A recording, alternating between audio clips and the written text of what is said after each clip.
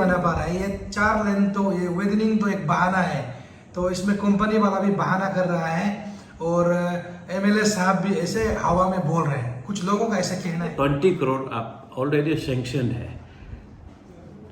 Sanction होने का बावजूद हमारा टीके कंपनी नहीं कर। आपका अरुणाचल वेस्ट न्यूज़ के माध्यम से मैं ये बता दूं कि पैसा आके बैठा हुआ है हमारे। मेरा काम तो as a leader, as a MLA, as a representative of this area to manage a fund. I have already manage. Good morning sir. Good morning sir, आज आपसे मिलने हम आया है यहाँ अरुणाचल वेस्ट न्यूज़। सर, यहाँ में आजकल आपको पता है सोशल मीडिया का एज है, तो सोशल मीडिया में बहुत सारा सवाल जो है in general West Siang district के लोग और इन पर्टिकुलर आलो के लोग बहुत सारा सवाल कर रहे हैं। तो उस सवाल को लेके मैं आज आपके पास आया हूँ। सर, सबसे पहले पैकेज 9 आलो टाउन के जो रोड पोर्शन है, इस विषय में सर मैंने कल प्रोजेक्ट डायरेक्टर पोबिन पादू साहब से मिला और उन्होंने ब्रीफ बताया है। सर, उनका कहना है फरवरी तक बनने का जोरदार कोशिश जरूर किया था, लेकिन उनका दो कंडीशन है। एक कंडीशन ये रहा है कि इस साल बारिश ज़्यादा ही आ रहा है, उस कारण जो है काम को बीच में रोकना पड़ा है। और सर, दूसरी बात यह है कि हमारे एमएलए साहब, जिमी साहब, यानी कि आप बहुत ही लगाव के साथ, बहुत ही मेहनत के साथ आलो टाउन पोर्शन को वेदनिंग करने का कोशिश कर रहा है। उसके लिए दिल्ली में 2-3 बार जाके वहाँ के सेंट्रल लेवल से जो है स्कीम जो है फंड लाने का कोशिश कर रहा है, तो उसको रोकने में भी थोड़ा सा देरी हो गया, उनका कहना है। सर, इस विषय में आपका क्या कहना है? धन्यवाद। मैं आपको पता है कि ये ट्रांस हाईवे पैकेज 9 पहले से ही कंट्रोवर्सी रहा। जो कॉन्ट्रैक्टर, उसमें 4-5 कॉन्ट्रैक्टर जॉइंट कॉन्ट्रैक्टर थे, तो आपस के मतभेद के कारण आगे नहीं चल पा रहा था, तो उसको मैं पर्सनली इन्वॉल्व करके टीटीसी को देने भी दिया था। तो अभी टीटीसी को देने का पश्चात अब टीटीसी मेरे विचार में बहुत अच्छा काम कर रहा है और जो होना था हो रहा है, जो होना है होंगे। तो अभी देखा गया है कि पांगिन टू जो निगमोई जो है पैकेज 9 में 37 समथिंग किलोमीटर है, तो उसमें बहुत अच्छा ओवर पुटिंग में जा रहा है। आप को पता है इस बार ऑनसेट ऑफ मानसून, जो बारिश का सीजन का चलते थोड़ा काम में बाधा आ रहा है। फिर भी जो होना है बहुत अच्छा से, मैं तो देखता हूँ कलवर्ट भी बना रहा है, ब्रिज बना रहा है। और ये आलो का जो स्ट्रेस जो है, आलो टाउन का जो स्ट्रेस है, हिसाम ब्रिज टू सिपू ब्रिज, इस 3.1 किलोमीटर है। इसको एज पर ट्रांस हाईवे ये जो है 2 लेन के लिए उसको अप्रूव किया गया है। 2 लेन को अप्रूव किया। मैं ये सोचा है कि अभी बना ही रहा है तो 2 लेन 4 लेन के लिए कोशिश करने से ठीक है बोल के कोशिश किया था। और दिल्ली में तो 2-3 बार नहीं, मैं 4-5 बार जा चुका हूँ। किरण सर से मिला, गाँव सर से मिला, बाद में नितिन गडकरी जी से, हमारा ministry of road transport MRTS का मंत्री है, तो उसको हमारा इवन अब गालो तांगो लेके हम जाके पहना के रिक्वेस्ट किया है, तो इन प्रिंसिपल मान गया है कि हाँ मैं बना दूंगा, ठीक है।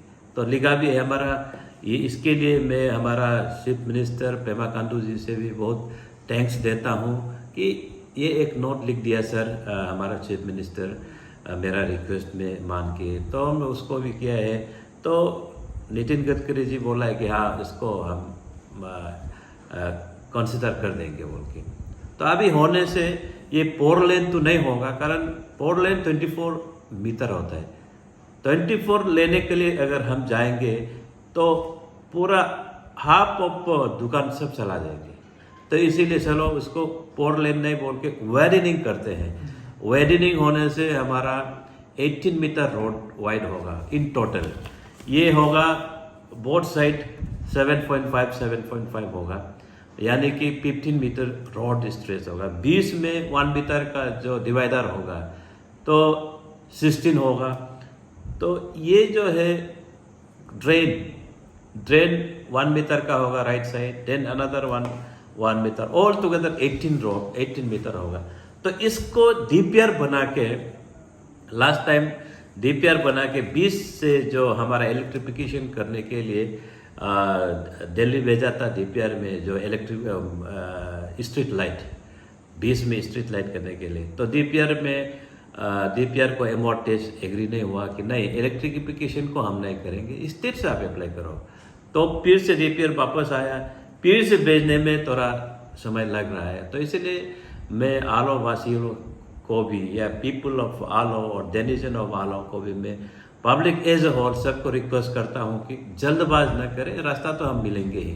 तो आपको पता है ईटानगर में भी रास्ता बना रहा है, वहाँ इतना साल से वो पेंडिंग होके पता रहा है।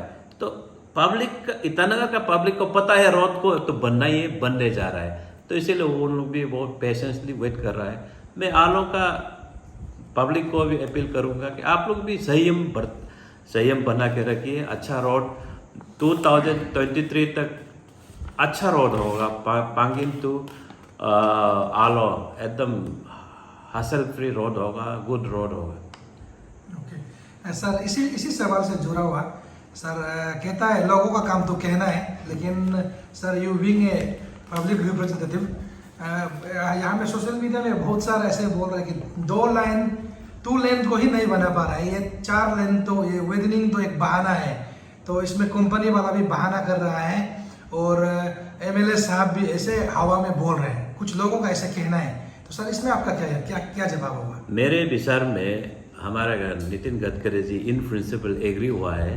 हमको भी पूर्ण विश्वास रखता हूँ कि ये पक्का वेडनिंग होगा, एटलीस्ट 18 मीटर। जनरली 2 लेन जो है 12 मीटर होता है, तो हम उसको 18 करने का डीपीआर बनाया है, सो दैट यहाँ एक रोड में गाड़ी पार्किंग भी हो और गाड़ी आवाजाही भी हो, वो हम लोग बना रहे हैं। ठीक है सर, तो आपके लीडरशिप में हम उम्मीद कर सकते हैं 2023 से पहले एक अच्छा सड़क मिले हमें। तो आप ये बोल रहा था कि पब्लिक बोल रहा है, ये बोल रहा है, मेरा आलो का पब्लिक को भी, जनता को मैं अपील करता हूँ, थोड़ा पेशेंस रखिए। और हमारा आलो का आदमी ज़्यादा सोशल मीडिया को कंस्ट्रक्टिव वे में यूज़ नहीं करके क्रिटिसिज्म वे में ज़्यादा यूज़ करता है। तो इसीलिए I appeal all the people of Aalo area, west Siang, so हम कंस्ट्रक्टिव वे क्रिटिसिज्म करते हैं और अच्छा पॉजिटिव मेंटेलिटी होके घूमना है, हमेशा नेगेटिव होना भी ठीक नहीं है।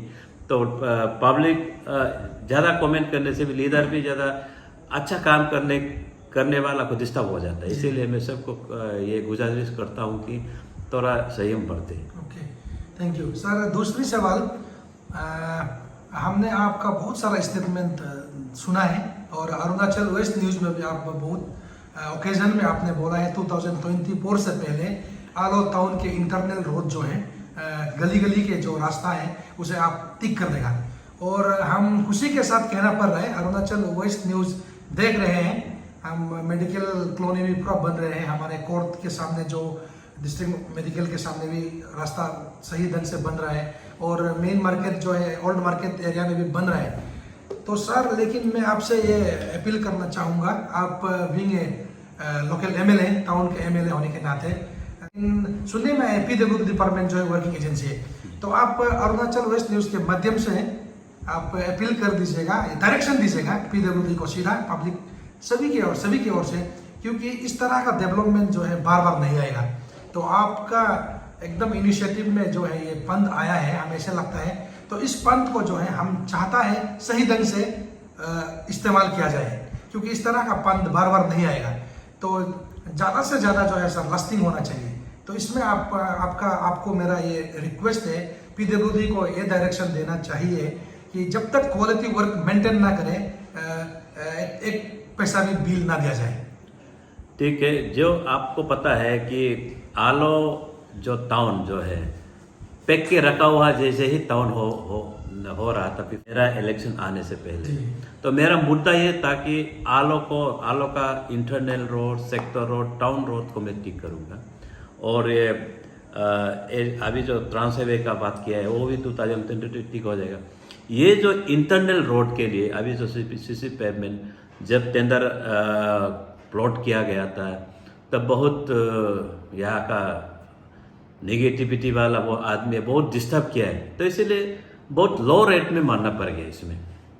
जो भी हो, अभी टेंडर जीता है तो कॉन्ट्रैक्टर इसको अभी काम शुरू किया है। लेकिन इसको आपको मैं जनता को भी ये बताऊं कि पहले ऐसा हुआ करता था, अच्छा रोड कॉन्ट्रैक्ट अच्छा फंड आने से भी पीस मिल में टुकड़ा टुकड़ा करके अभी पहले आप देखता आला रोड ऐसा करने का वजह से आला रोड अभी बहुत बनाया। ऐसा नहीं है कि पहले लीडर नहीं बनाया भी, लेकिन जो इनएक्सपीरियंस आदमी को बांटने का वजह से रोड अभी बेहाल होके बैठा हुआ है। गवर्नमेंट बहुत पैसा फेंका है इसमें भी।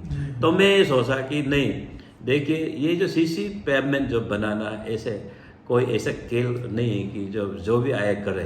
तो मैं देखा है लास्ट ईयर यहाँ से पुलिस थाना से पुलिस स्टेशन से या बोगदो तक भी बनाया था, एक साल में खत्म हो गया। अभी देखिए वहाँ से आर्मी से या बोगदो पॉइंट तक अभी 1 साल का रोड है, पूरा अभी ना का बराबर होके बैठा हुआ है। ये सब को मैं देखते हुए, सब मद्देनजर रखते हुए मैं ये सोचा कि नहीं, ये चीज़ जो है अच्छा कॉन्ट्रैक्टर को देना है जो वेल इक्विप्ड है, जो TNP है, टूल्स एंड प्लांट हो और एक्सपीरियंस है। इसीलिए मैं एक हमारा आशिक अमर लोलेन को भी रिक्वेस्ट किया था, आप बना दो बोल के। तो आशिक अमर बोला है कि नहीं, ये तो आप ज़्यादा ही लो रेट में मारा है, जो भी करेगा लॉस्ट होगा। तो इसीलिए मैं सोचा है कि, और ये पेज मैनर में 5 इयर्स का ये फंडिंग है।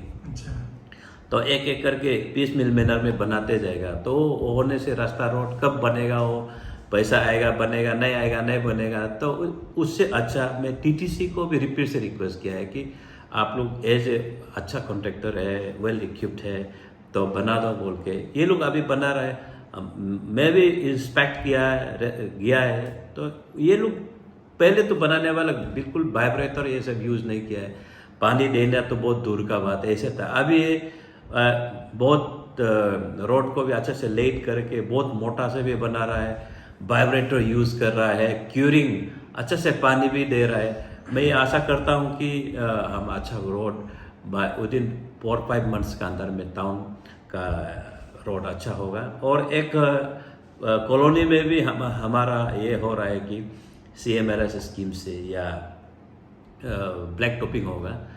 आई होप 2023 ख़त्म होते होते हमारा रोड 95% आलो का टाउन को मैं टिक करूँगा। Okay, thank you. और सर आखिरी सवाल आज के लिए तो हम देख रहा है आप भी काफ़ी मेहनत कर रहा है। उस दिन हम दोनों साथ में आपके साथ स्पोर्ट वेरिफिकेशन में भी गया है, तो उसके लिए मैं भी आपको थैंक्स देना चाहूँगा। उस 14 जून के न्यूज़ को आपने स्पोर्ट्स डायरेक्टर को फॉरवर्ड किया है और उसी को तुरंत एक्शन लेते हुए तदारप्पा साहब ने 15 जून को एक शो कॉज नोटिस दिया है TK कंपनी को।